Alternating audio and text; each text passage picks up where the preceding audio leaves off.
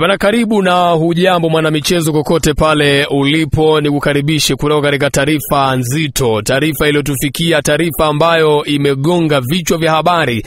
Bana, taarifa ambazo zimetufikia mezani kwetu ni kuhusiana na aliyewahi kuwa mchezaji wa National Ahly ambaye kwa jina lake linafahamika kwa jina la Percy Tau. Bana, klabu ya Yanga imeamua kuingia sokoni na imeamua kuulizia ni namna gani naweza kumpata Percy Tau kwa ajili ya kuhakikisha kwamba wanaboresha kikosi chao.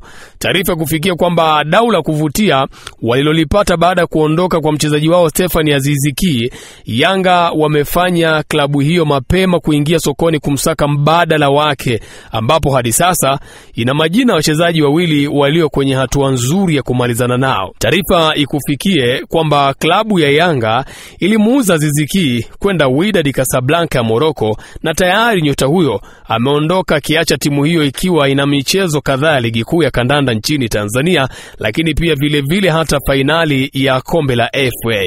Katika kumpata mrisi sahihi wa Aziz Ki Stephane, bana, taarifa zilizotufikia ni kwamba klabu ya Yanga ipo kwenye mazungumzo na uongozi unaomsimamia winga wa zamani wa National Ahly ya Misri. Hapa tunamzungumzia Percy Tau, raia wa Afrika ya Kusini. Ikumbukwe kwamba Tau ambaye kwa sasa anacheza huko Qatar alijiunga na timu mojawapo Qatar Januari mwaka huu akitokea National Ahly, na inaelezwa kuwa Percy Tau, raia wa Afrika Kusini, hafurahishwi na maisha ya huko alipo na klabu hiyo anayoichezea. Kwa hiyo hawezi kuendelea kuitumikia klabu hiyo huko jijini huko nchini Katari, na anahitaji klabu nyingine ili aweze kuanza maisha mapya, na ndio maana Yanga wameamua kuchukua nafasi hiyo ya kumshawishi na kujiunga na klabu yao.